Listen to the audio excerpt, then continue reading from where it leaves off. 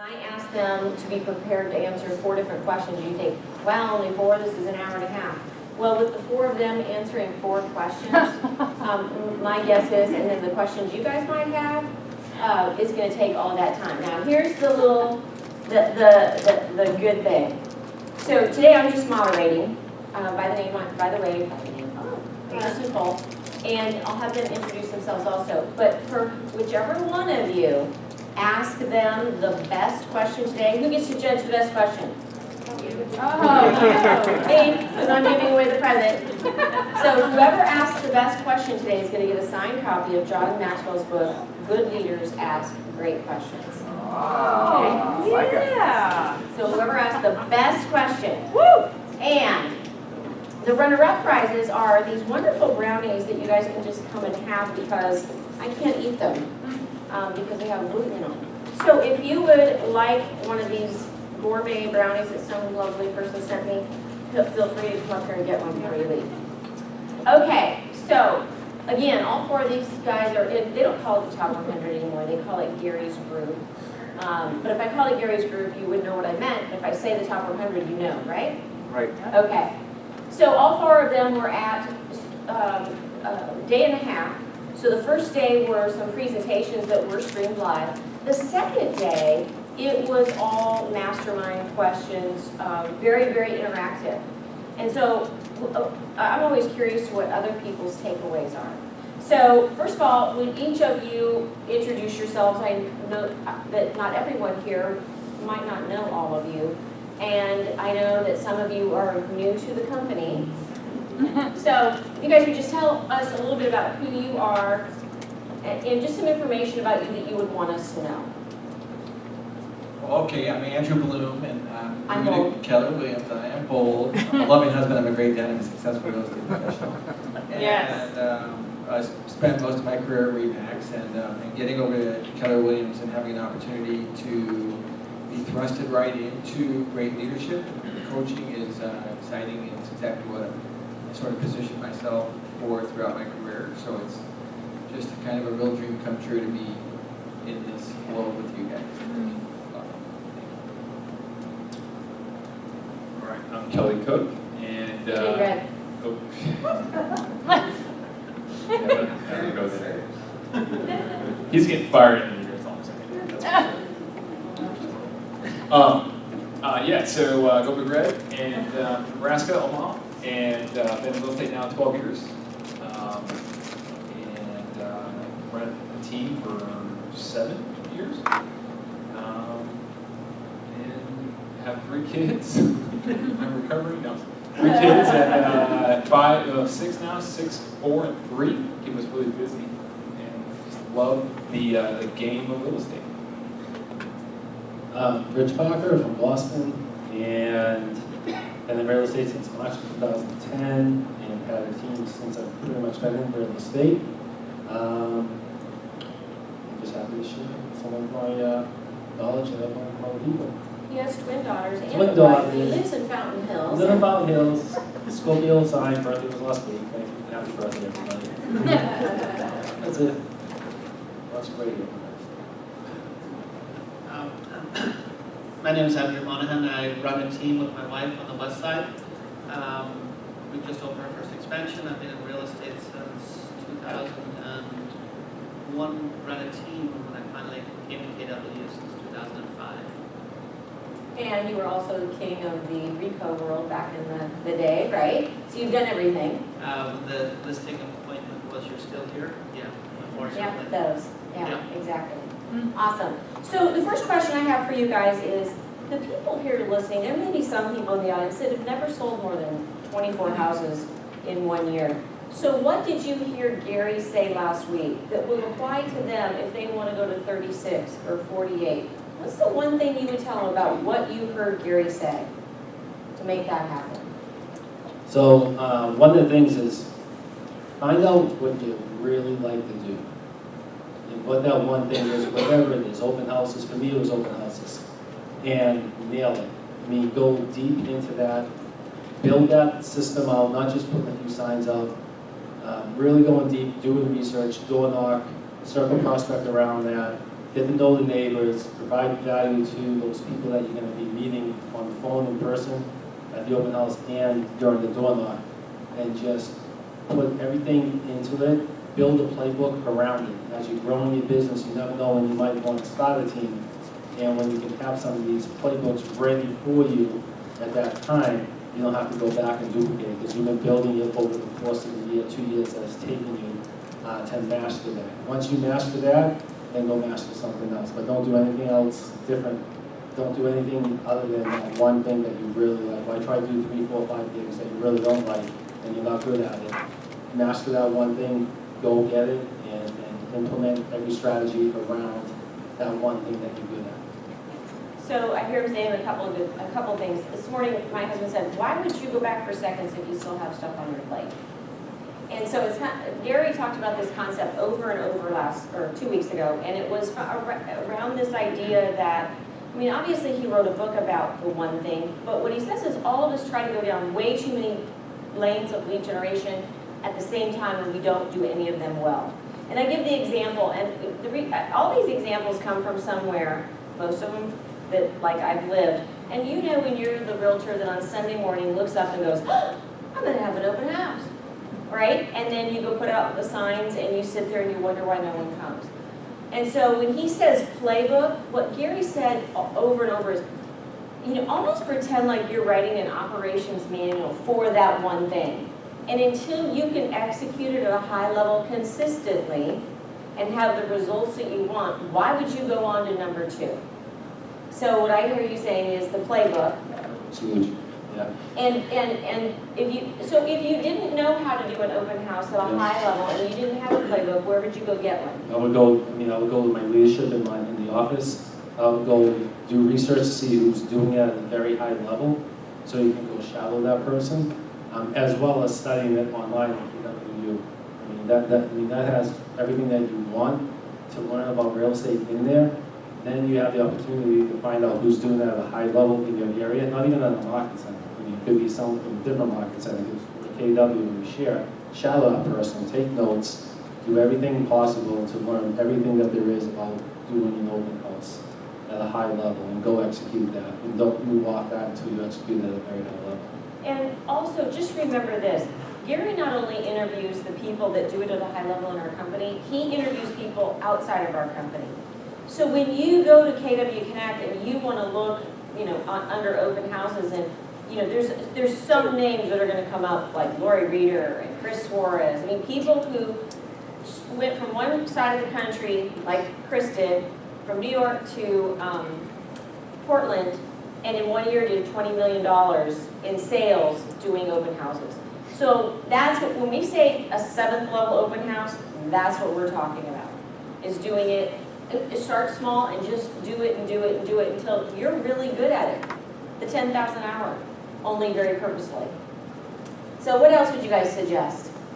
One of the things that Gary has spoken about is very, very adamant about customer service.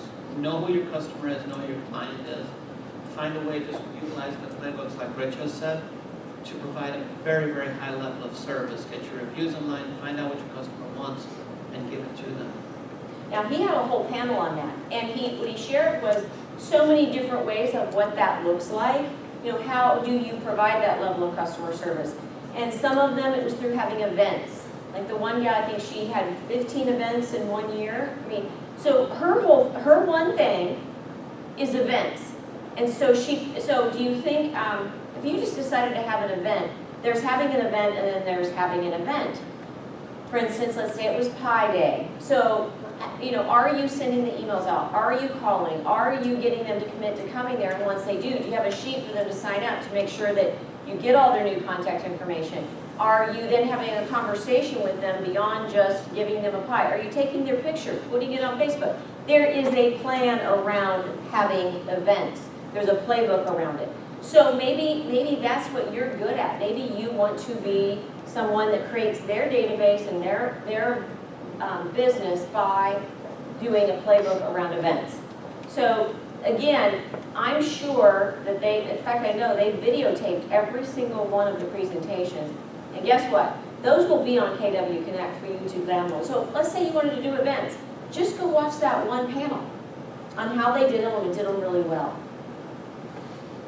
Yeah, the other, touching on the open house, 7th level stuff, right? Gary says excellence is a habit, right? Models and systems make excellence a habit. And I think when you become completely and totally obsessed with that one thing, and even if it's just that first one thing that you're going to stick in your playbook, open house is a great way to do it in terms of building your database, and when you're not in a situation where you can leverage additional systems and processes. It's got to be done at such a super high level. And to hear Gary say that, just how excellence is that creates that habit, being obsessed and a maniac on a mission. We talk about that on my team. Be a maniac on a mission. If that's your one purpose and that's what you're doing, do it so well that to even think about starting up another lead generation system is overwhelming because of how much time and investment you put into mastering this particular lead generation tool.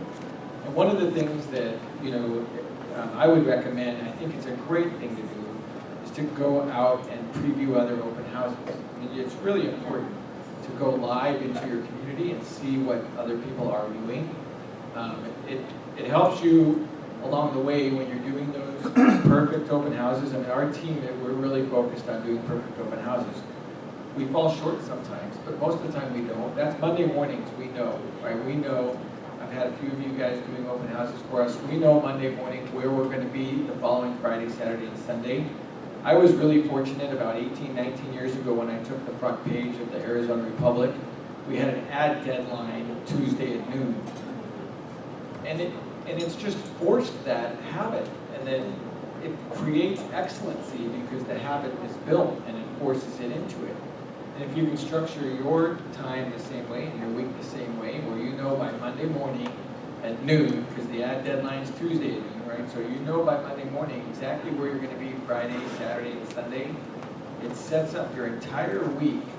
Your whole calendar just gets filled in automatically because you've got that day you've got to go preview the competition, right? You got to do your market analysis and study what's going on. So your whole week is set up, and it was great to hear Gary completely, he emphasized that over and over again, those habits and behaviors and the excellence in the models that are already out there and they're available online for us to utilize.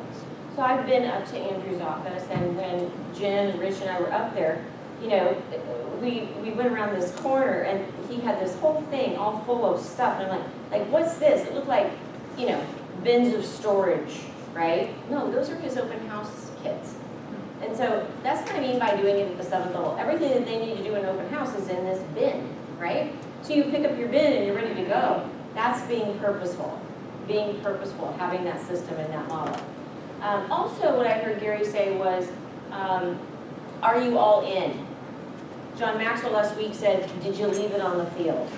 So when you say you're a maniac, Maniac on a mission. Maniac on a mission. Is that how you're doing your one thing? Are you a maniac on a mission? Are you leaving it on the field? Are you all in?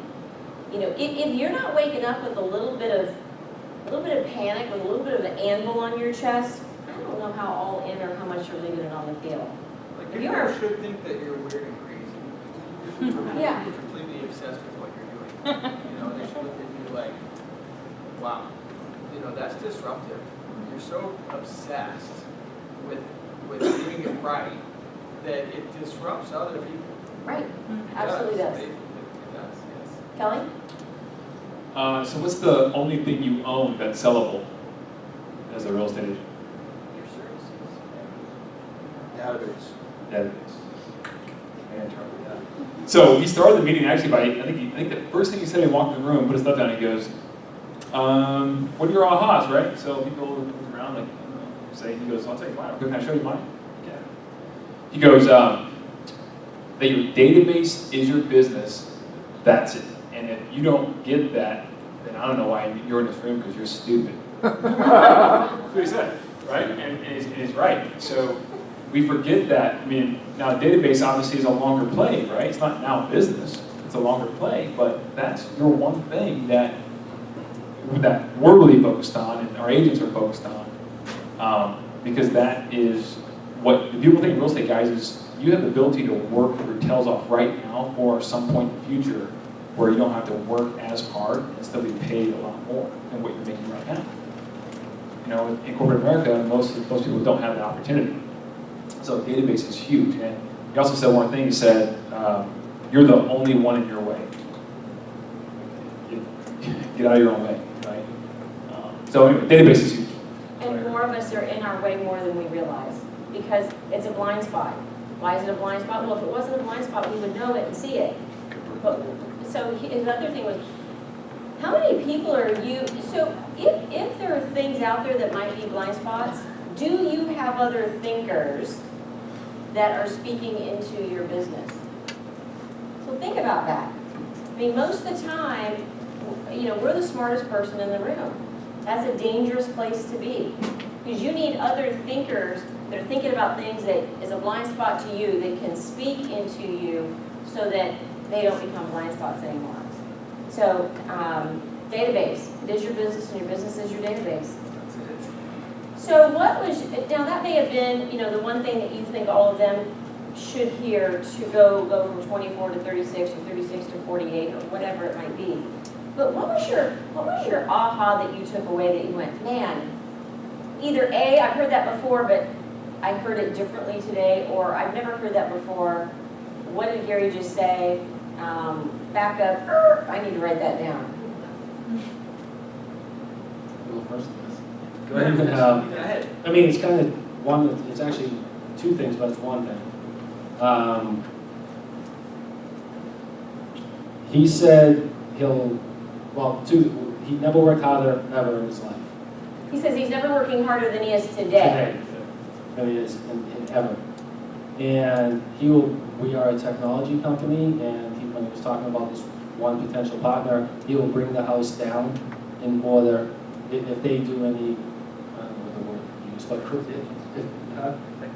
if he affects the agent's commissions, he'll do everything in his power to bring the house down to make sure that they don't get.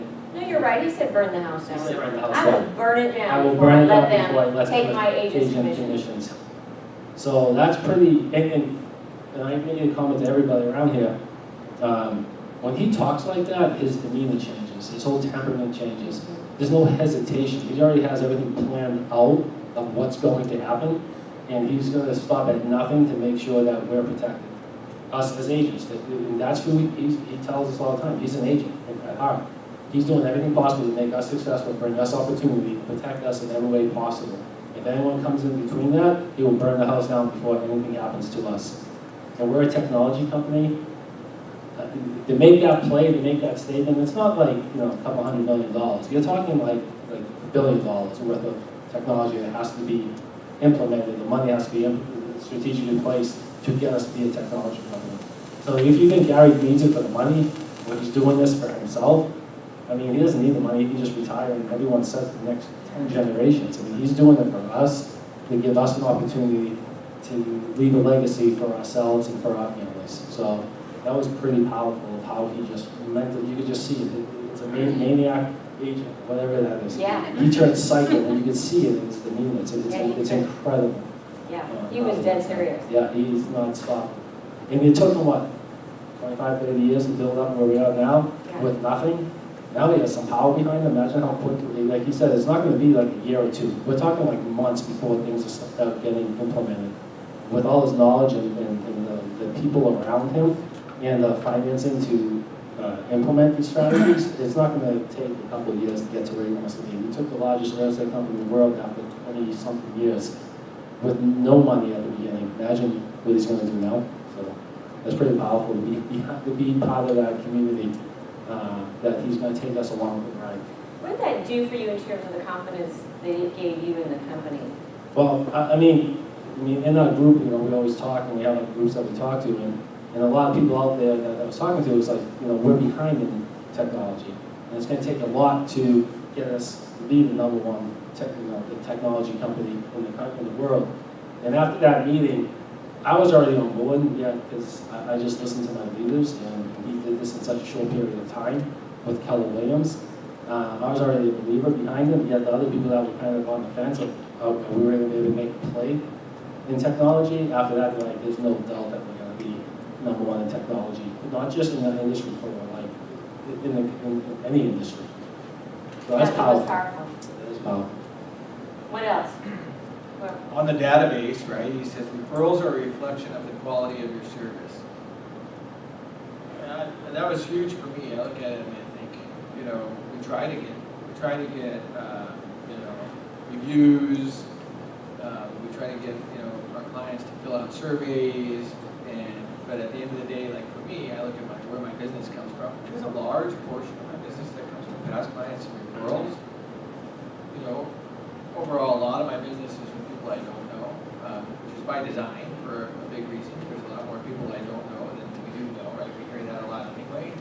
But the idea that, you know, it's a reflection of your service, referrals and reviews, right? A reflection of your service. And so when you're willing to own that as an owner of the company, and you really put that as a standard of care in everything that you're doing, and that every person on your team, right? Gary was really adamant about every person on your team that you bring into your life should be responsible for 3 to 5 times their salary. Right? Like he was really adamant about it. Like you're not going to put people in your bus and on your team that aren't creating a multiplier return on the investment because they believe in your culture. You know, it's not because you're leveraging them out and squeezing them out like a chamois. It's because they totally buy into the fact that customer service is number one and how important this database is and what can they do in their daily activities on your team, whether it's a transaction coordinator, whatever role it might be, doesn't matter. The photographer that's shooting our listings should present themselves a certain way that's going to resonate with the customer so that we can get referral reviews out of it, that customer service. And well, he just pounded that home nonstop, you know, for the entire day was, you know, it's reviews and referrals, reviews and referrals. That's a reflection of how well you're running your business. It's not about gross profit or net profit and how many, you know, are you doing 2,000 transactions a year. Gary says straight up, if you're doing 2,000 transactions a year, there's no reason you shouldn't be doing 4,000. If you're doing 20 transactions a year, there's no reason you shouldn't be doing 40. Like period.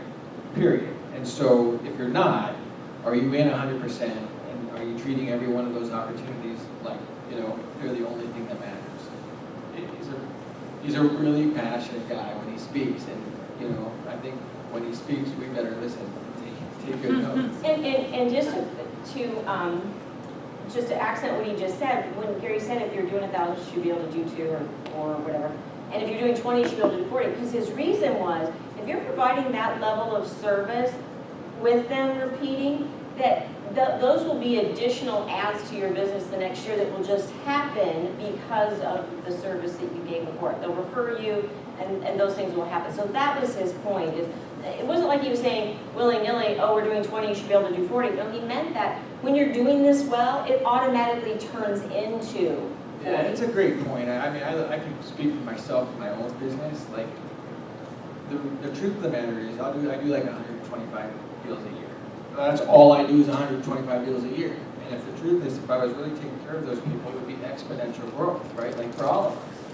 Like if you do 30 deals or 40 deals every single year, and I hear it from agents, most of my business is repeat referral. Well, then why doesn't your transaction count go up?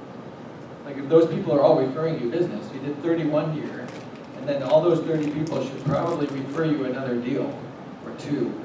Then your transaction count should organically be going up. Well, I'll tell you, my transaction count doesn't organically go up. Monica Reynolds says if you are really, your one thing is your customer service, even after the point of sale, is so good, you should be getting 5 referrals from each one of those people you're closing with.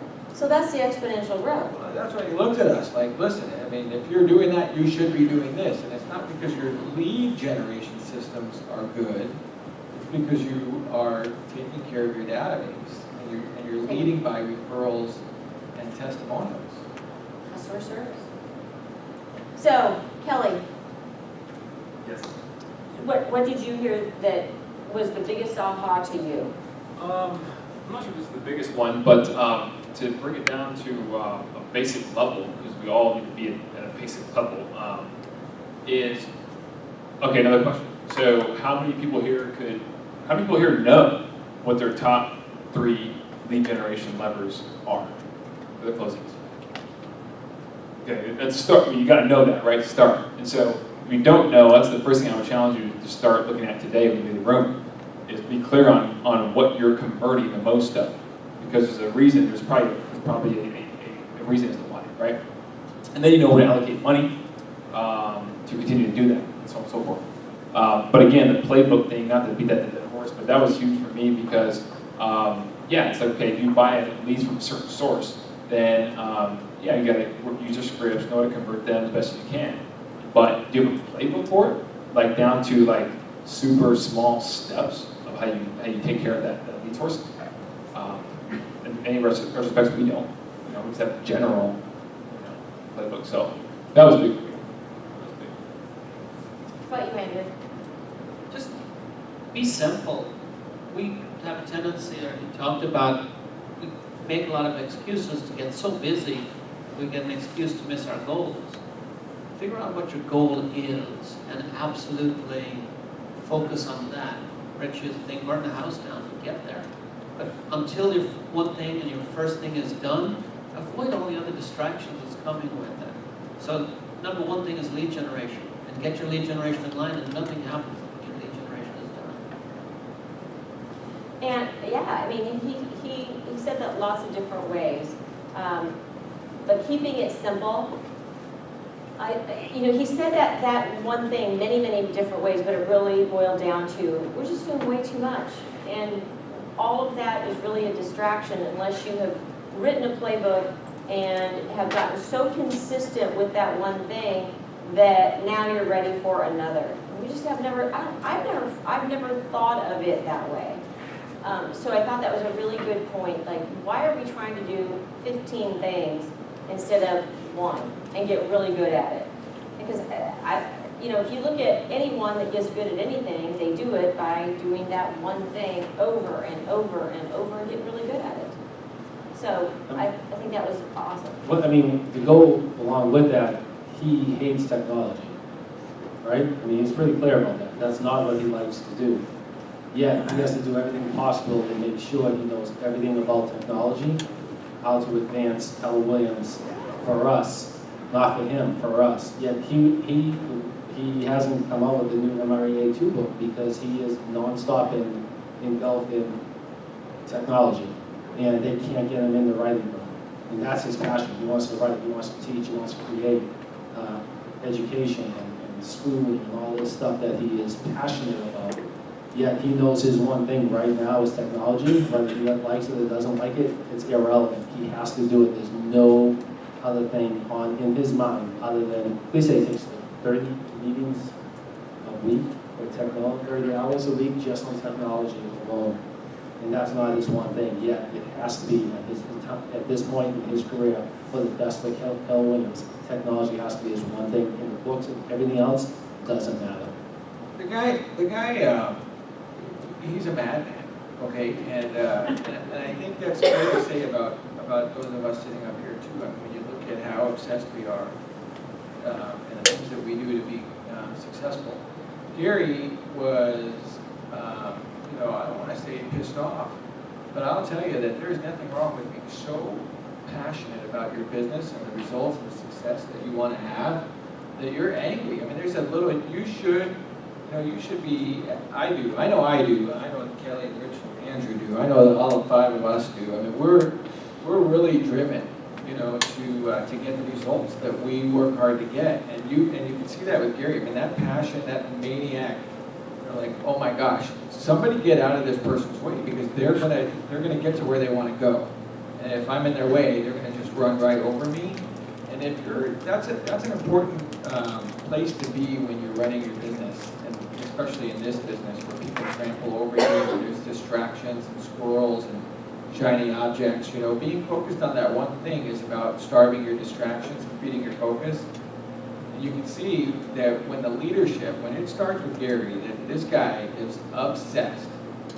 He's so obsessed with doing something that isn't what he really would like. For me, you know what? The truth of the matter is, I'm done, guys. I'm done. I would give anything to be sitting on a beach with my wife, drinking pina colada. I would, and I'm gonna do anything, and that's what I'm doing, right? And we're gonna work so hard to achieve the life we want to have, right? we talked about that with goals. The whole purpose of goals was to fulfill the things that you want to have in your perfect life. And you're so angry that anything gets in the way of that goal, right? You're just so angry, and you can see that. You know, and it's not a negative anger. It's channeled in a really positive way. And that he's taking that energy, and he's bottling it up, and he's exerting it in his war room down in the basement in technology, right? He's like, I'm not coming out until this is done. You know, I've got a purpose, I've got a mission, and this is what I'm going to do. And I think that all of us up here kind of run our businesses with that same chip on our shoulder, or that same tenacity that, like, oh, I got better stuff out of the way because they're going somewhere with purpose. And I think it's interesting because Rich and I have said this so many times, like, we come out of that room and we come home the next week and we look at each other and we're like, we should not even be in that room. Because when we come out of there, we're like, when we leave, we work on these things, the next time we come back, we're like, oh my gosh, these people have done all of this. And we're just like baffled, we're like, we so don't belong in that room. Because these people are all about taking action to get things done. It's so much that, like this morning, the one thing we were talking about is, what would your life look like if you just made the decision? That's what Gary did. He's made a decision to become a technology company. How is he going to do it? That's not the question. He made the decision. Now he's pulling in all the people around him to make that happen. I think that's the thing for you. What decision are you going to make? The how will come. But if you are waiting to figure out how and then make the decision, you'll wait to stop smoking for 27 years like Russell Shaw did. It's the decision. It's the decision. Andrew. Don't be the smartest guy in the room. Gary talked about this over and over again. It's like he's there as a student, who you surround yourself with, who you're learning from, who you're growing around. And if you're the smartest dude in the room, you're in the wrong room. Yeah, so to that point, I wrote this down, so I wouldn't mess it up because when he said it, because it's good. So he said, in regards to expansion, but let's just talk about growth, right? And growth. So in here, if you're wanting to grow, whether it's a team or an individual agent, either way, he says growth is not your choice. It's a direct reflection of the people you hire. And then he goes, I love the people who always say, well, so how are you doing your business today? Well, I don't really need to grow, and I'm happy with what I have. And he was like, really? Well, here's the thing. It's not your choice. You don't get to decide if you have people who are ambitious and driven that you surround yourself with. Or if you do decide and it's below their thermostat, they're going bye-bye. Exactly, standards. So again, if you don't have consequences, standards are just suggestions, right? Which is a big thing. So we're going to get more clear on that. And then also too, that goes along with the technology side. He went out and hired the best, youngest, brightest mind he could find, which is this guy Sharp, Josh, right? Josh Team. Yeah. He's sharp because he made the decision in technology. So he went and found the best person to surround himself with. Because, like I say, he's like technology. And this guy's sharp, and his team they're doing this. I went down and picked his brain after the deal because I was like, hold on, I don't quite get how this is connecting together right now. And he broke it down, and it's like, wow, this is going to be some good stuff. Yeah, and he's younger than you, Kelly. Yeah, I know. Darn it. One of the other things, we keep talking about technology, and one of the things that he came out with is, from time to time, Keller Williams has come out with technology, and this was Gary speaking, that has failed us. He said it comes out, it's good. 6 months later, it's okay. 18 months later, it's not working. Why Gary made the decision is to come up with the best possible technology that Keller Williams itself owns so it can provide the best experience for you. The other thing that they're actually doing, and I think you can see this in KW Connect, they're testing the technology and there's in what he calls the lab environment. You'll see it in Google where they test something with a select group, and as it starts getting more secure and stable, it grows.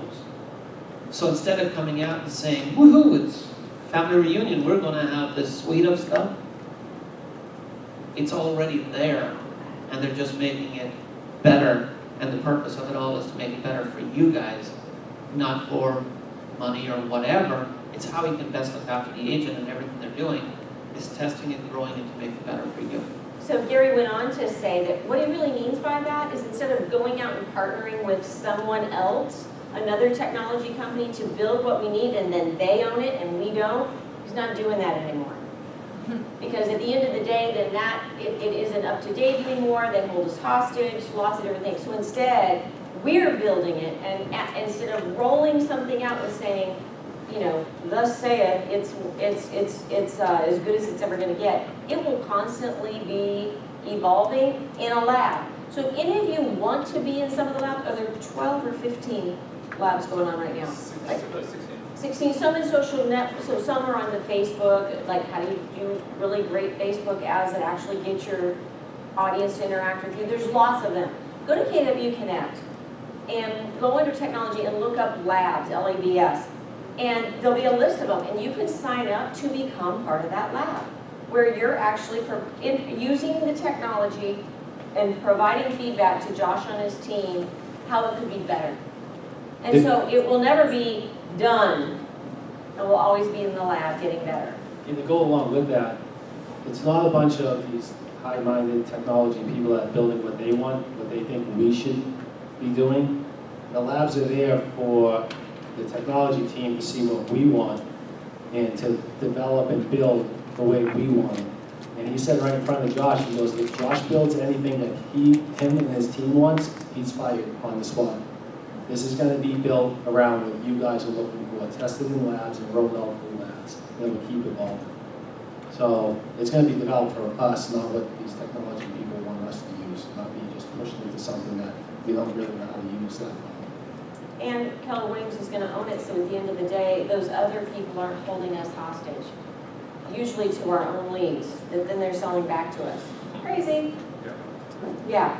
So, I just one quick question. Sure. Do they give a timeline on when anything's coming up?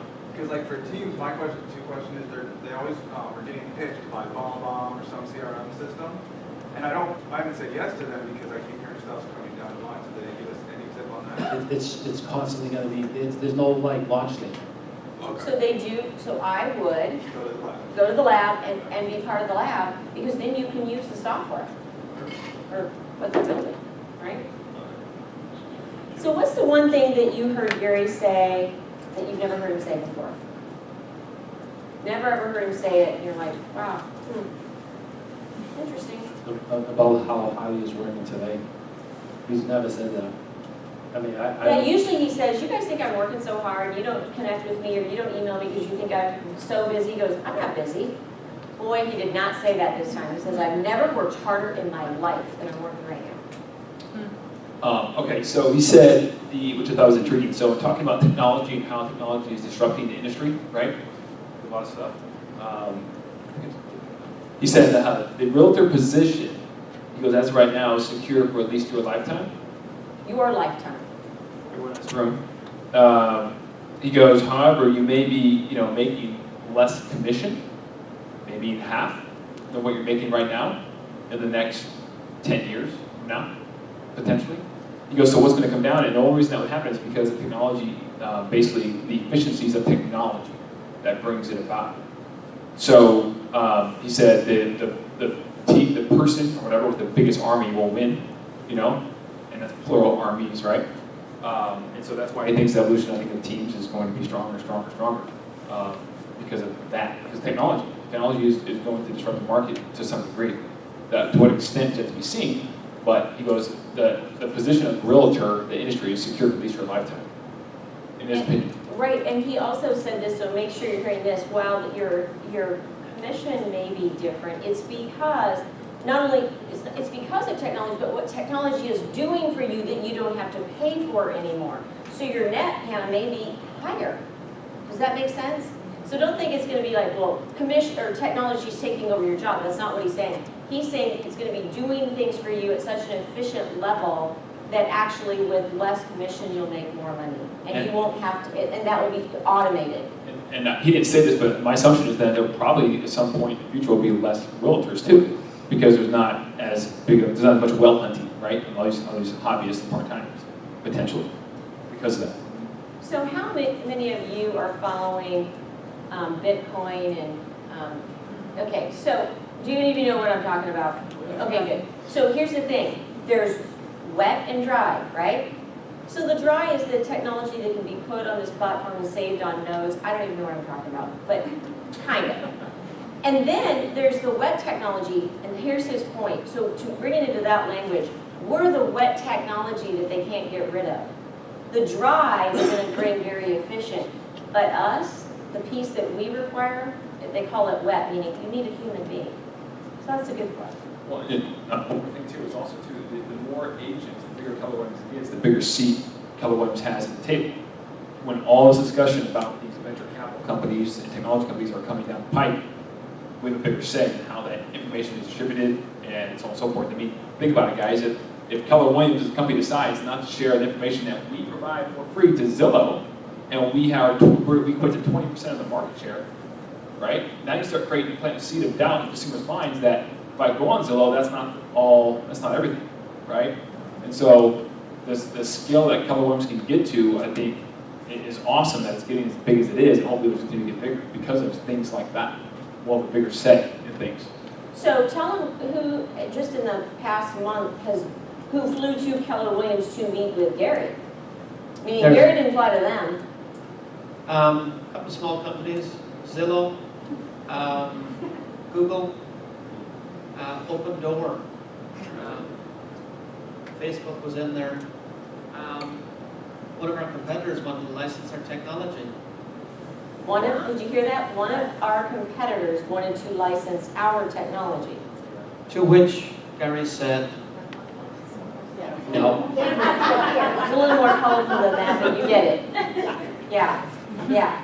So as we're talking about this and you're hearing this, what goes through you guys' mind? What are you thinking? What about those new brokerages out there doing it for zero? There's a new one in Scottsdale, they'll list your property for nothing. For being real estate. What do you think about those guys? Guys, They won't be around long. what Gary has spoken about and spoken at length is when you know your database and when you've got a deep, meaningful relationship with your database, you've got value and you provide an opportunity for that person. They're not looking at get an offer for your house, or they're not looking at zero. They know the value that you're going to bring. So if you take the 20 people, 30 people that your transactions for this year, and you go deep with those people, you've got a moat around yourself that makes them irrelevant. And as Andrew said, they'll be gone after a period of time. They've come up, and they've dropped. So focus on the people that you that trust you, and will do business with you. And isn't that the difference between why Nordstrom exists, even though there's Walmart? The only thing you can control is what you can do. You can't control all these mom and pop shops or all these venture capitalist companies that are opening up with all this hedge fund money, buying all these things or whatever. I mean, Redfin's been public for X amount of years. They haven't made a profit yet. Lost Yeah. 57 million last Yeah, year. just their 57 million. and their value of their stock is something ridiculous. 3 billion. Yeah, they're losing money, yet they're a $3 billion company, showing a loss every single quarter. Doesn't make sense. And Keller has shared, what is it, in the next 2 or 3 months, $1 billion of profit share. Yeah, we're going to hit that million number very soon. So just focus on what you can control, and to bring it back down. If you're doing 10 deals or 20 or 40, whatever your goal is, go back and just nail that one thing that you're passionate about doing, understanding what it takes to do it at a 7th level, and go do it. None of these other companies, not myself, not anyone up here, can take away what you can control, what you can do. Don't let your mindset stop. I can't do it because this one is doing X amount of deals. This one owns this market. Go in there, take territory, and do what you can do at a very high level. Don't worry about what anyone else says, does, or says you can or cannot do. You maniac. Be a maniac. So just remember, none of those companies have more than 1 or 2% of the market share anywhere in the country, even Redfin, even in the Northwest, where they're really saturated. So just remember that focus on what you can, the service that you can provide, your value, what it is that you're bringing to the table that they can't. I think for me, you guys have heard me say this almost in every meeting I've attended. Just knowing that I'm in the right place. Like, I say that I'm a top producer, if I was new or if I was in the middle of my career, you question some of those things. And it's just for me to be able to share it with this group all the time over and over again. Like the validity that you're in the right place. Like there's not a better solution. It's like if you're not working, if your business isn't working for you, it's not because Keller Williams isn't the right place for you to be, right? So, when you look at the resources, the library that we've got, really the only two books, in my opinion, that matter, the One Thing and MREA, those are the only two books you sleep on at night, you're going to sleep well. That's all you need, right there, those two books. And when I'm sitting in that room, here I am, I moved my career after a long period of time at RE/MAX. Kristan did the same thing. Most of us started somewhere else. But, what I want to share continually with this group over and over again is you're in the right place. The resources are here, the people are here, the model works, right? Like, a lot of people question the model. I see people leave KW, people that really, I think, should be in the organization, should follow it, and you guys see it too, and they leave, right? I mean, I could name names, but we all know who they are, and they go and they say, well, the model doesn't work for me, because how could anybody be so much bigger or better than the model that Gary created? So it resonates with me when I sit in a room for a day or two or three with the people I'm surrounded by and the leaders up here and the people in that group led by Gary. I go, the leadership is unbelievable. When you look at his mannerisms and how he is so convicted with what he believes and how he leads this organization. If your real estate career is suffering, you've got to look in the mirror. If you're not getting to where you want to go, it's not a reflection of you being in the wrong place at all. We're so fortunate to be here and have these resources and the people that care so much about your career and your future. It's unbelievable. And so, that was a big takeaway for me. Again, it's just reiterating that validation that we all need when we make changes in our life. I sat in that room and I just felt like I can't even believe I have the privilege to be here and it's the right path. Like that beacon of light just continues to just validate all those feelings that I've got, right? And I think that's an important message for you guys to hear, because I know that when you sit in these rooms like I do, I question, am I in the right place? Am I doing the right things? But it really comes to, following the model. And that point was reiterated over and over and over again. Models and systems, habits and behaviors. None of that's brand new. Like, none of this is brand new. Nothing that any of us are saying are things you've not heard over and over again.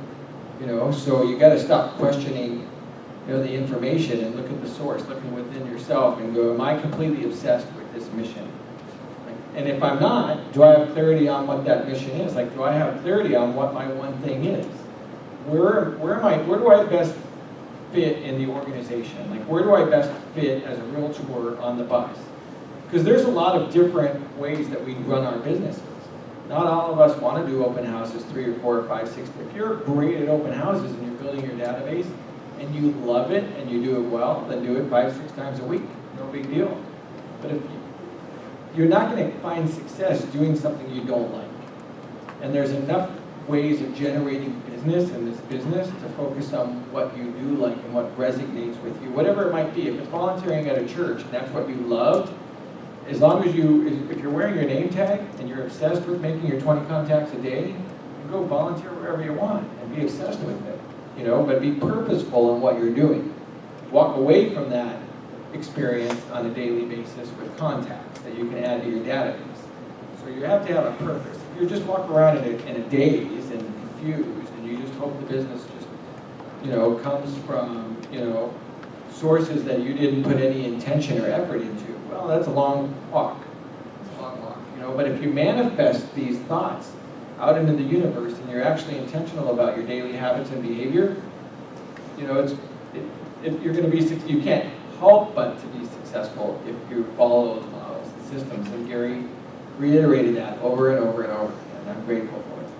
And this morning we talked about that in terms, it all comes down to just making a decision.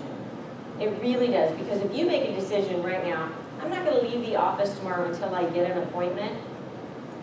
Do you realize how much clutter will leave your desk? Because if you're purposeful about that one decision, I guarantee you, your life will look different. And the gentleman this morning asked me, well, what do you do if you're there till midnight and you haven't set an appointment? I said, well then, honestly, it probably comes down to a skill issue. So I would get with someone who has done it well and go over your script and figure out what you need to change in your script and go back at it again the next day. Because if you narrow it down to just, I don't care what you narrow it down to, but you've got to make a decision. All we do is walk around. And I gave the example about Russell Shaw. We walk around trying to decide for 27 years. Once you make the decision, then it's easy. You guys, I cannot express to you how easy it is once you just make the choice. You just make the choice. It's hard to make a choice and say, I'm going to lead generate for 45 hours this week or for 4 hours. But if you just say, keep it simple. I'm going to call until I get an appointment. Doesn't that simplify it? And doesn't that help you be a whole lot more purposeful in your mind when you say, I'm going to call till I get an appointment. I'm going to be dogged about it. You could also say, I'm going to door knock till I get an appointment. Right, Don? Yep. I mean, just be dogged about one thing and set a result associated with that decision. That's what you have to do. How many of you have ever been on a diet? How many of you like chips? Like, chips are probably one of my favorite things. But a bag of chips in my house, I'm not the type of person that, oh, let's just put a few in my little bag each day for lunch. If there's chips, I eat the entire bag. Because in my mind, let's just get them done, get them out of here, right? So with me, it's either a decision to not eat chips or eat chips. There is no, I'm going to kind of sort of eat a few, and it'll just be a couple. No. So that's what I mean by a decision. You're either deciding, I'm eating chips or I'm not. There's no mealy-mouth way of saying it other than you've got to make a decision. You've got to make a decision about, I'm thinking, see where she is. Tell me your name again. JJ. JJ. Yeah, JJ. She said to me, now I'm going to forget what you said. What did she tell me this morning? Which one? I don't know. I'm trying to think where I was going with this. After class or before? About making a decision. You've got to be willing to put it on the line. You've got to be willing to make a decision. I cannot remember for the life of me where I was going with this. But I'll think of it. That's what happens. But what you can't do is go out and think that you don't have any more time to waste. If you're going to be purposeful about 2018, you've got to make the decisions now about what that's going to look like. And you've got to keep it simple or you won't execute. You just won't. Life will get in the way. Stuff gets in the way. It does all the time. It does. Right, Jenny? Very true. She came to me in my office afterwards. She said, yeah, my son broke his collarbone last Thursday. My Thursday was a disaster. Which is why you have to plan the night before and be purposeful about your decisions. So the top 3 rules for teams or businesses, you said it right here. This is profound, guys. Here's the Write meat. this, write this down. Write this down. This is Gary Keller, Oracle, right? He says, number 1, do it. Number 1. 2, check this something better. Do it now. 2. And number 3, always do lead generation, comma, everyone. Everyone. But what about the admin? Look up the definition of everyone in the encyclopedia, whatever it's called, dictionary, and it said everyone. He's never seen it encyclopedia. That young. It's really funny. So I wrote down the same notes, sitting in the same room, but I had just a little different takeaway on that tape. So let's I hear had it. 4 things, but it was number 1, do it. Number 2, be consistent. 3, keep it simple. 4, track and measure. Right. So those are the 4 things that I extracted out of that, and that's it. Do it. Be consistent. Keep it simple. Track and measure. So think about that. What is it that you need to do? Right? What was number 2 on your list? Mine was be consistent. I think yours was too. How do you do it? Do it now. Do it now. Do it now. Do it consistently. Because the thing of it is that everybody can do it one day. But the boring thing about it is day after day after day after day after day. So what's the one thing you need to do? Do it now. Be consistent. Be consistent and keep it simple. Because Keep it simple, one we're also appointment before I guilty leave the office, of overthinking everything and track and measure. and then track it. Track it, hold yourself accountable. Chris, this is one thing you said. I'm bringing this is the old note right here. So this is probably my all-time favorite quote that he ever said here. He said, he talks about generation, whatever he said, you have to make peace with the boredom of the hyper-focused repetition until you can connect it to the success of the results. Like, that is probably the favorite quote he's ever said. Like, that's just so And to take it to Say it again. Kelly Coastline. Okay. You have to make peace with the boredom of the hyper-focused repetition until you can connect it to the success of the results. You can connect it. Now, for simpletons like me, who need simple football language like Kelly's, it would be this. It doesn't show up till the fourth quarter, but you gotta play every quarter. Yep. You'll have some incremental layering, but it doesn't show up till the fourth quarter. And the team that wins is the team that's been there before and done it before. The team that loses is the ones that gets there and they're just happy to be there. So for the new people that are just happy to be here, you're just happy that you're on a team and doing, or with the company and doing each iteration, but you're not purposeful about your scripts and not purposeful about who you're calling and about that, you're just happy to be here. So stop taking pictures and instead act like you belong and know that it's going to show up in the fourth quarter. It does not show up in the first quarter. It takes consistency over time, which is boring. It's different for everybody, right? It could be 2 years for some people to what success looks like. It could be 5 years for someone else. It could be 10. That's what your goals are and how much consistent effort you put in daily to it. So, We've been talking about these open houses, and the truth of the matter is that, and I said go out and visit open houses, but you could be really purposeful in visiting the right open houses too. Like, we talk about shopping our competition. I mean, that's a good thing to do, shop your competition for a lot of different reasons, but really get purposeful about it. Like, if that's something something you're gonna do, go out and look and do it. And team up or partner up or shadow with somebody else in the office that's doing the lead generation at a higher level than you are. Be involved with them. Go with them on an open house, or sit with them during call night, or go through them when they're door knocking. I mean, it's really nice to be able to this is such an interesting industry where we can bring people to listing appointments that aren't even they're not even in the business. Like I used to, you can take your wife, your friends. I mean, people say, oh, they're just here to hang out. People don't care. Like, it's really kind of weird. I do it because I know, like my ISAs, they're 19, 20-year-old kids sometimes. They come with me on my listing appointments, and they sit there very politely and dressed appropriately, and while they're shadowing with me, and I mentor them, and oh, that's great. People don't care, it's really nice to have somebody else in a listing appointment with you. It elevates your game when you're speaking to somebody, and you've got somebody else listening and holding you accountable. It'll sharpen your skills quickly when you're on an appointment with somebody else that's monitoring you and learning from you. I mean, it really does. And I mean, that's available. I know every single person sitting up here, with anybody in this room today, I want to go on a listing appointment and be like, okay, no problem, you come my next one. That's just the way it works. And so, if you're trying to figure out what your one thing is, or what you want to master, I mean, Gary said it, success leaves clues, and so does failures.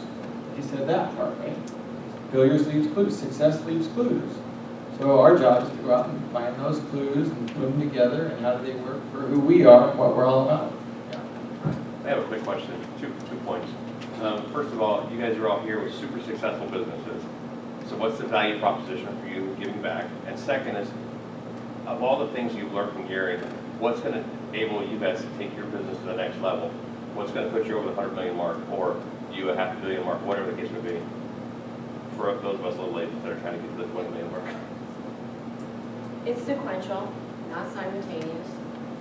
I think every one of us would agree up here, and if you don't, I know, is that we need more people.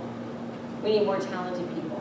So what's going to propel us? It's going to be us being purposeful about going out and finding other talented people and take our businesses to the next level, because you cannot do it on your own. You aren't smart enough, there aren't enough hours in the day, and you don't have all the answers to the how.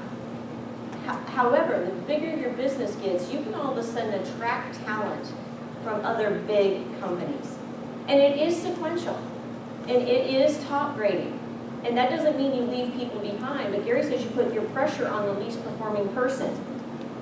So what's going to propel us in our organization is really down to one thing: the talent I find, the talent that I get to buy into our vision, the talent that I get to buy into where we're heading, the talent that they get to buy in. Because here's what I also know: I know all of them pretty darn well. Maybe not. I mean, you know, when you know someone and you know things that they don't even share, like Rich, most people don't even know you have children, right? I'm kidding, that's a joke, everybody, but seriously, I know these guys pretty well. Every single one of them need more talented people. Do you need more talent, Andrew? Yeah, no doubt, right. Kelly, I know your team's rocking, but could you maybe use more talent? Rich, Andrew, comes down to talent. Yeah, Don. What's the one obstacle you guys encountered that held you back? What did you do to overcome? Myself. Myself. A little deeper on that. I'll So tell you- try to answer both questions. I'll tell you about the model. You know, if you haven't gone through career visioning and 30, 60, 90 yet, you should. I think that's important. There's a lot of clarity in that. Gary talked about the laws of leverage, right? There's a process, and don't cheat. Like, there's no shortcuts. If you're going to win this thing, there's not shortcuts. You can't cheat, right? Laws of leverage. Follow the model. Everybody recruits. Recruit for talent, recruit for leads. Never roll a negative or declining number into a second month. And for those of us in bold, it would be a second week, right? If it's not the bold 120, right? I mean, it's a bold 100 for a reason. You know, if you're short, you're like, it was great this morning. We did a little checkup in our office. It's like, all right, who's at 100 and who's short? I'm 15 short. We don't roll. You know, we get it done, right? So don't roll negative numbers, I think that's the most critical thing here is leverage. And you know, who's your first hire? Like when should you make that first hire in the business? You know, and you know, I think the simple thing answer to that really is once you've mastered the process of the transaction from start to finish, once you've mastered that, like maybe it's closing 5 transactions, 10 transactions, no more than 10 transactions. There's certain things you should never do again, ever, on a 5. Like you should never take that job back, right? You always want to be 1 to 2 people removed from that position. So once you've mastered the process of opening escrow, ordering the home inspection, doing a pincer, doing a walkthrough, like certain things that you've mastered because you've done it several times, then you've got to leverage out that role and that responsibility. And so, and Gary just talks about that, the importance of leveraging, you know, right from that very beginning, from that first hire. And for me, when I look at, you know, I ran a basket case team. I had no leadership skills. I would hire people, hey, they should just know what to do and what's expected. They're human beings with 2 feet and 2 legs, like arms like me, and they should just know they're hired to do a certain job, go do it, but it doesn't really work that way. And what career visioning allows you to do is understand the roles and responsibilities of each person on the bus. And you know, this whole notion of slow to hire, quick to fire, never really, I didn't even understand what that, like slow to hire, but if you're still slow to hire the wrong people, it doesn't really matter, right? So it's like who you surround yourself with matters, and how you hire and leverage is the most critical thing to the next step in your business. So if you're at 20 or 30 transactions a year or 10 transactions a year and you want to get to 20, you've already mastered it. If you've been in the business for any length of time and you've closed 10 deals, there's behavior, there's activity in those 10 transactions that you should never necessarily need to do again yourself. So if that's using a transaction coordinator that's in the office and you're paying $400 a file or $300, but they're relieving some of those admin responsibilities and duties, if you're buying your time back, as Gary says, right, that's your goal, Your goal is to buy your time back so that you can do what you do best, and where you can focus on lead generation, right? You're the rainmaker. So when you can buy your time back by leveraging through other people, and start learning how to leverage early, that transaction coordinator that's shared. Now when you're hitting 30, 40, 50 deals a year, you go, economically it makes more sense for me to bring somebody on in-house in that role, because I'm leveraging the in-house or shared transaction coordinator. Like, everybody should be a team no matter what. If you're an individual agent, you should be a team, because there's things in the transaction that quite honestly are a little lower than your pay grade. Should be. It should be, right? Your pay grade should be higher. Your duties, your responsibilities in that transaction should be at a higher level. You're the fiduciary, you're the agent, you've got a responsibility in that transaction that's at a higher level, and your opportunity to go lead generate. So that's a significant thing, and I got that so much out of what Gary shared. Brian answers both questions, I don't know. And to go on to your point, you asked why we had to get back, am I correct? He's already gone, so go ahead. Right? No, what I'm saying No, is I why know. we get back. I was asking the question also for my recruit. Yeah, So I so, get it, so but the value prop, it's to see other people succeed through your leadership, as you continue to grow, it's very rewarding. I mean, I coach a lot of baseball, and see some of the kids I coach in the big leagues. It's pretty awesome. I never need to be mentioned in any of their interviews or anything, but it's a pretty cool thing to do. Now, in able to do that by sharing with you what we've known, and also being an apps coach and seeing other people succeed, and to take their goals or hit their goals or hit their business to where they've never taken it before is pretty incredible. And I'll say one other thing that Gary even said in the room. Make no mistake about it, we're always recruiting, period. Me answering your question is potentially recruiting, Oh, I get it. right? So, and we're in Gary's room auditioning for something. You said it the last meeting. You said something to the fact that we're here, and don't think I'm not looking at each one of you guys up there. Who can I do what can, right? So I was in the room with him for 5 hours after all of that. Yeah. And he literally said to me, could you believe so-and-so was blah, blah, blah, blah, blah, and I thought, he doesn't miss a thing. Nothing. He does not miss a thing. I pay attention. Yeah. I do too. You just said right, well, And to go on what you said, It's an obstacle. is making the decision that you're going to succeed through others, and don't think, we have the mindset, it's just something to do, I'll figure out the way to get it done. I don't care what it is, I'll figure out a way to get it done. Well, that will get you to the short-term game, but it's not going to help you grow as a person and help your business, take your business to another level. So it's making that decision of learning leadership skills and learning how to work through people and not around people. I mean, And I'll just say selfishly, Heather and I put like 5 things on the calendar between now and like February for me to teach. The whole purpose of doing it, what do you think happens the better all that you guys do What about you? in the Market Center? Yeah. The Market Center does better. So, Jim does better, Rich does better, Profit Share does better. So, yes, it's absolutely rewarding. There's no question about it. But also, I just know when all of you are doing better, I don't have to worry. If all of you are doing better, this Market Center is going to kill it. So there's all of us. I think there's a altruistic reason. Absolutely, there is joy that comes from this.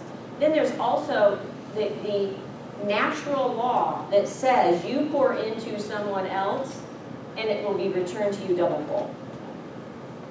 It just is a law. I don't make the laws, but I know how they work. Yes, sir. You talk about finding the right people, talented people. I feel like Keller Williams has a great vision to attract talented people, but from the team standpoint, how do we keep that talent once we find it? I feel like a lot of times talent tends to sometimes move on, or it's hard to keep them on the team. one of the biggest things is if your vision isn't big enough, you said it earlier, right? Yeah. You said it's not, it's not if we want to take it to the next level, it's the people that you bring on, they want more opportunity. They're going to push you for more opportunity. So your vision better be big enough to support what they want in their life. If you can figure out what they want and let them go do it and take territory, that's going to grow your world, yet it's still supporting what that individual wants to do in their lives and accomplish their dreams. Did Gary want to build maps? No. Did he want to go international? you know? And there's probably a zillion other ones that I don't even know about. Yeah. The people that were part of his organization wanted it. So he allowed them to use his platform to go out and do what they wanted to do. So if you can cast that vision and set that tone for your team, you want to start a luxury division, you want to start a multi-use division, whatever it is, and you have someone that's passionate about it, just provide the platform, just set the vision high enough for them to go get it. I don't know, Charlie. Why did you leave? I just do what my mom says. Great answer. I mean, here's a good, this dude right here, I mean, he's done like 900 and 1,000 units at any given time, back in our old days. He's been through like every cycle in here. I mean, this is a world wealth of knowledge sitting right here. And we had the privilege to sit with him and talk to him a lot.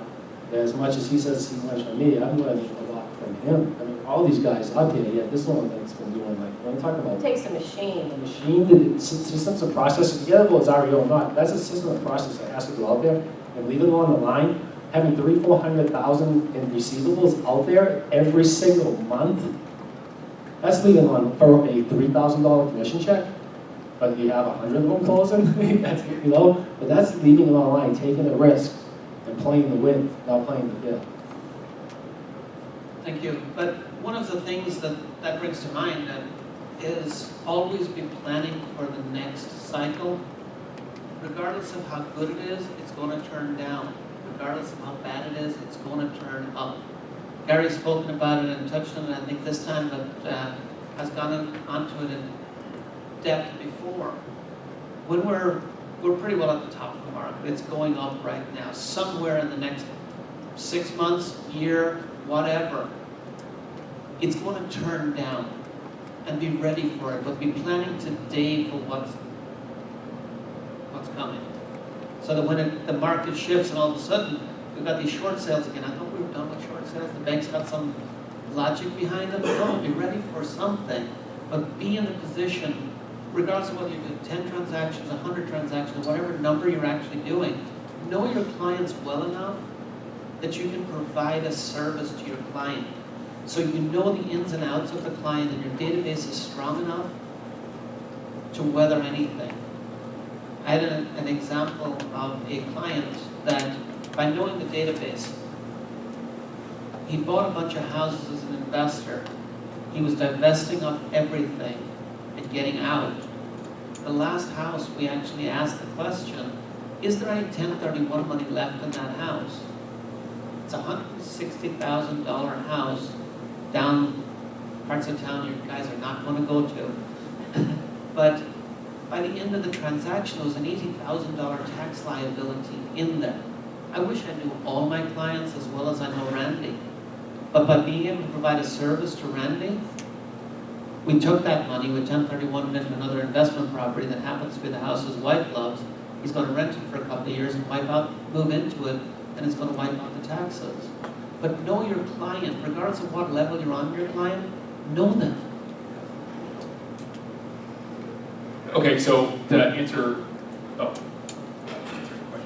understand. What's your question? I Go ahead. I wanted to know, between your 2018 and 2023 business plan, what is different that you've never done before in them? Be extremely focused on empowering people. Right people, right? Not just people that you just have, that you really don't believe in, that sort of thing. It goes back to the people component. We have a very audacious goal in 10 years from now. It's already out there for our team. And I couldn't even do 120 something, right? Or whatever, right? Less than that. So you got to be able to find people and be okay with people leaving. For me, I wasn't okay with people leaving in the past. And so I would, as soon as something happened, I would change some things that I do that are fundamental or foundational to what I knew was right. I would change and try to accommodate one or two people, scared that they would leave. And that's just completely the wrong way to do it. If you find talented people, even with that being said, you're still going to have probably a 25 to 30% attrition rate. You just are. You got to be okay with it. I'm okay with it now. I wasn't just a year ago. I'd be all worried. I'm okay with it now. So my thing now is growing up, I came from a severe mindset of scarcity based on how I was raised and what I went through growing up. It's only been the last couple of years that I've changed this around. So for me, it's like, okay, let's find as many talented people as we can, and try to give them opportunity. Like Rich said, have your vision be big enough. But if it's not, and they want to go on, that's awesome. That's okay, But some people will say that's pretty cool, and if I can attain this thing I really want to try to attain with your help in some form or fashion, that's going to happen too. It's naturally going to happen. But again, you've got to be okay with somewhat of an attrition rate. It's going to happen. It's just going to happen, and that's part of running the A business, especially if you have a decent sized team. When you decide. To answer your question, I think my mic went out here. Answer your question, Brian. So for me, on the thing that was probably answers Laura's question, that's the biggest thing is empowering people, trying to find people, empowering them. And hopefully they're going to, like Gary said, you don't get to choose that. If you hire the right people and empower them, they're just going to grow. And you just got to get out of the way. You don't have a choice, right? I'm praying for that. It's super cool. And then to answer your question, Don, I think the number one thing that held me back was trying to not having a direction, not having a mentor or coach. Number one thing. I mean, it sounds kind of silly, but that's because it's like the cliche answer, right? But it's so true.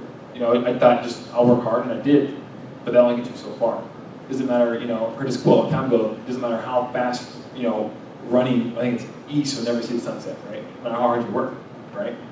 But if someone says, "Hey, man, just run west," oh, there's the sunset, right? And no one was telling me to run west because I just didn't know.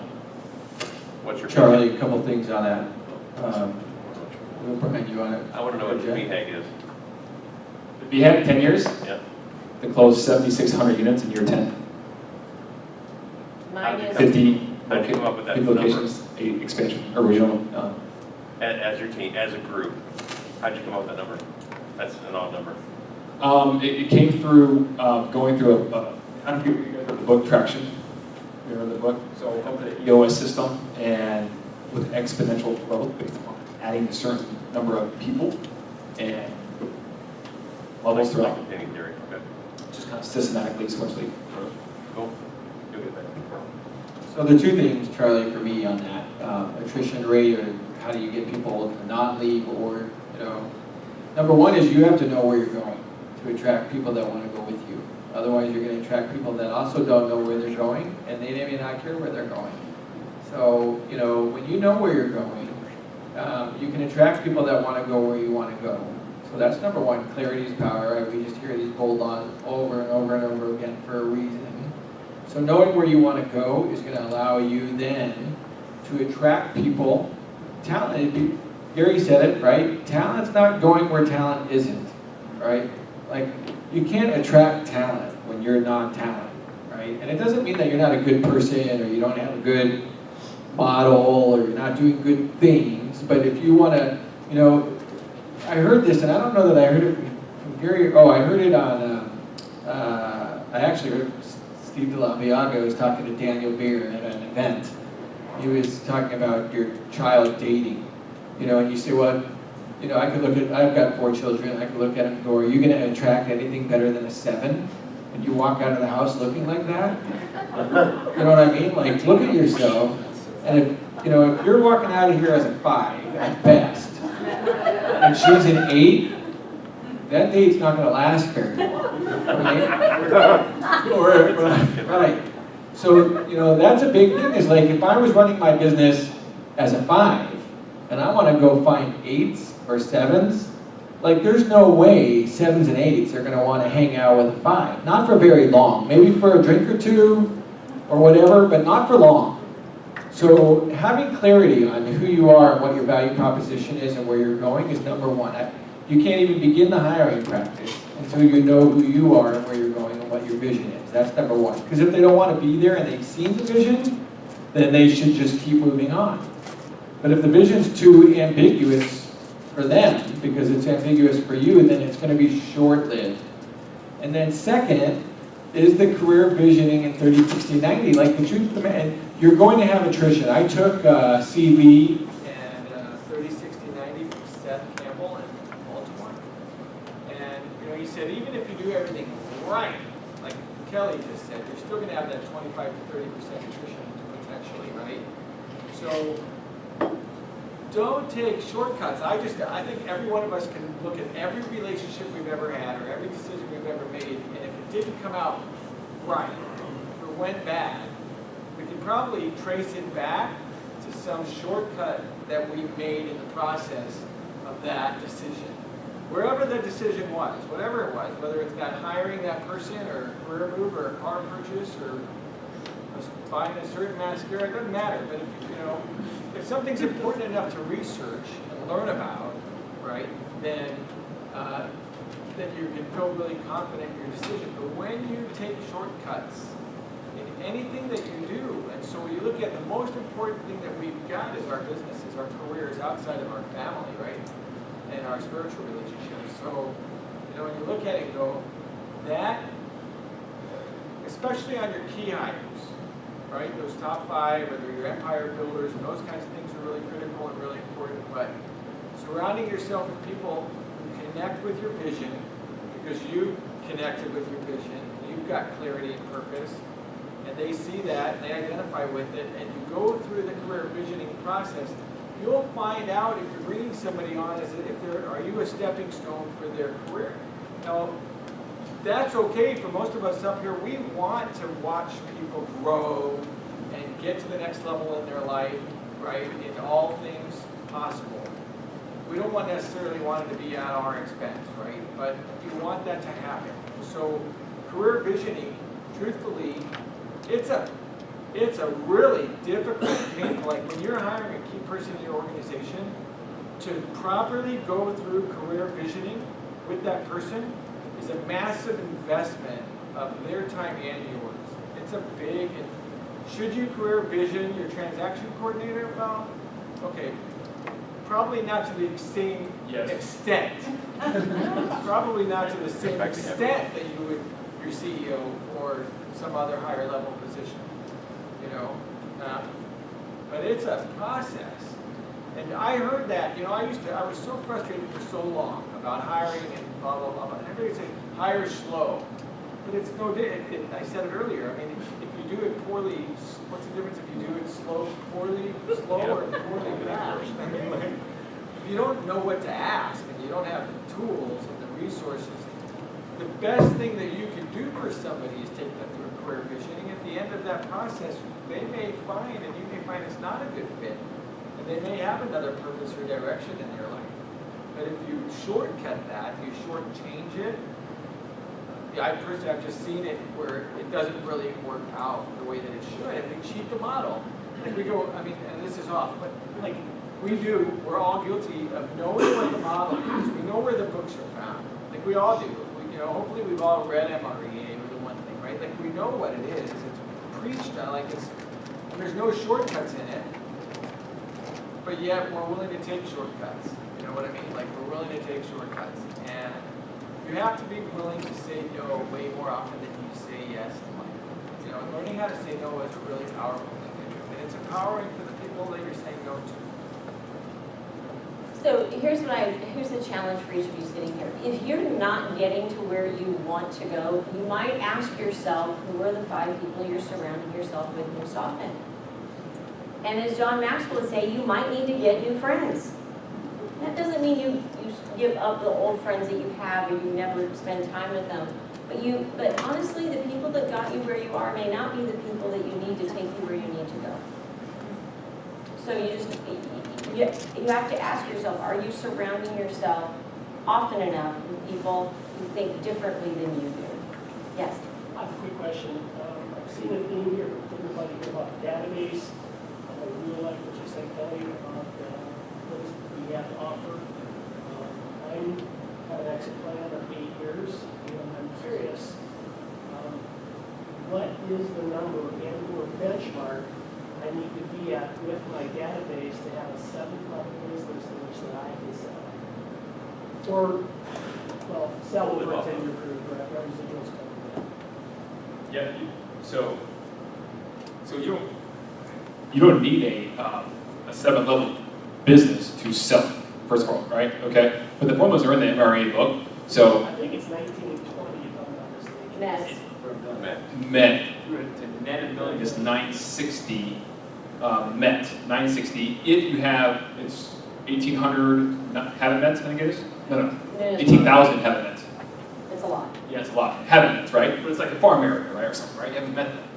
But if you want to have less haven't Mets, because you don't want to melt 18,000 pieces a month or whatever, right, out, then 1920. You I'm know. going to focus on the maps where I have a very relationship, like where you know your clients, and that's why my focus is, that's what I'm really intent on, and I'm really, my wife is like, just help my admin kind of thing, so it kind of makes me feel good to hear you guys talk about that, because I've been very, very intentional with all of my relationships, creating more value for them, and then of course I'm looking at the recipient as well. As Gary said, the purpose of setting a goal is to find your perfect life, right? So for you, that's different than for somebody else. So you got to look at funding your perfect life, that exit strategy in 8 or 10 years.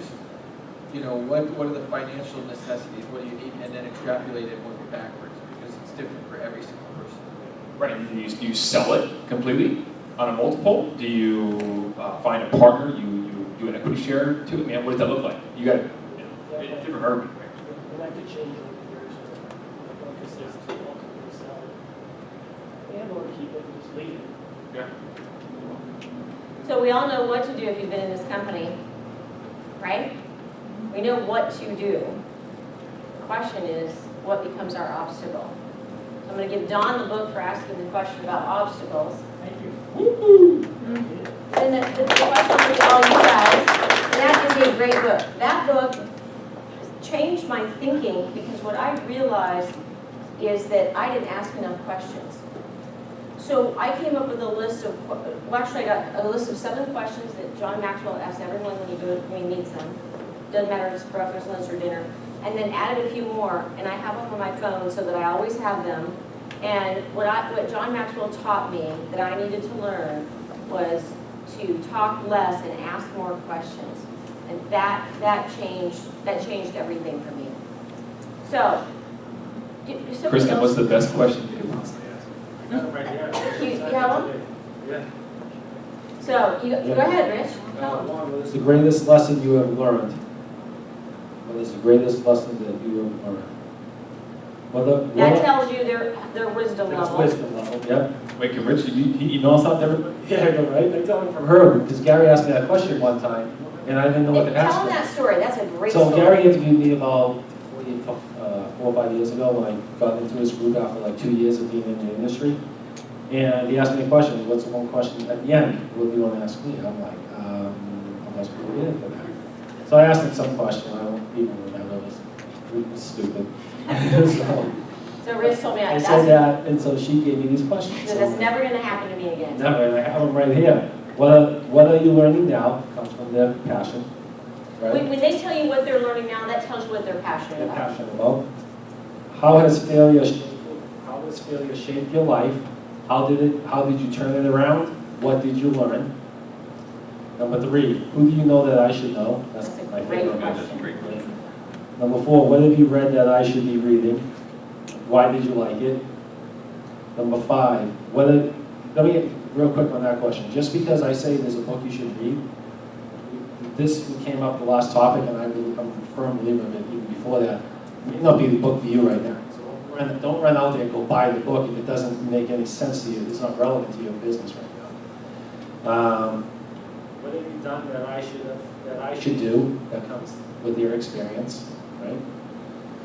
Number 6, how can I add value to you?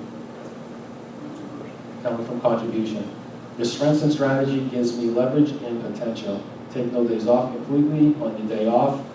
Work is not first but not forgotten. A lot of people miss opportunity because it shows up in overalls and looks like work.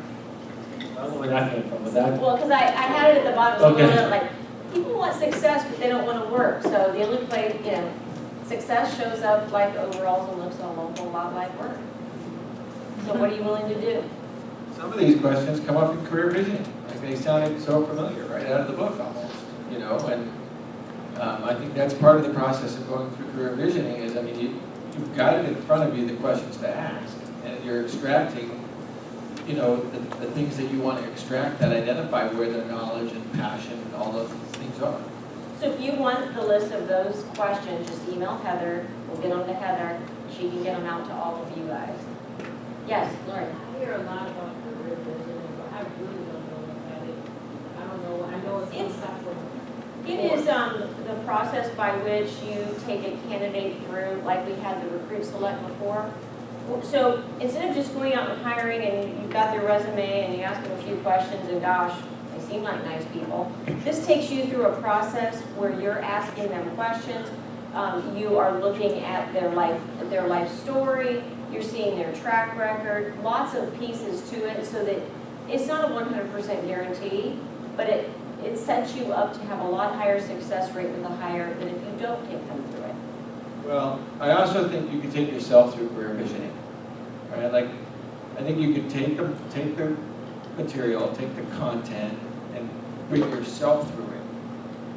It's going to help you better in your future. Down the road, it's going to help you. But as I sat there through career visioning in Baltimore, I used myself as nobody else would talk to me or work with me. I think I was still at Remax at the time, so I was in the corner by myself, and the other 399 Keller Williams agents were working together in a group. But so I see me and going through that process, it's real benefit, and there's a lot of ways of getting the content on KW Connect. You don't have to necessarily just take the course, but I recommend it. I know we'll have it here soon. So I'm going to teach it sometime in the first quarter, right here in our market center. So I'm sure whenever we get the date set, we just got another date set. So it'll be just sometime in the first quarter. And most likely it'll probably be in March Gary makes us take it twice a year to the state. in his group. We have to do that twice a year, and 3690 now, because it took place Action training. Action training. Leadership and motivation. So.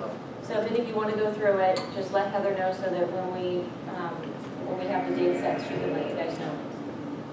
So any last minute questions for these guys? Thanks for your time. Yeah, let's give them a little. Thank you. On behalf of Rich and Jim and Heather and myself, thank you for all coming today, and we hope to put on more and more of these that will help you guys get set up for 2018. Go make a decision to do something. Do it. Do it now. Do it now. Do it now. Hey, right now the decision is to go to the happy hour downstairs. Do it every day. Do it right now with everybody. But dang, you're taking off right after the rocket. I know.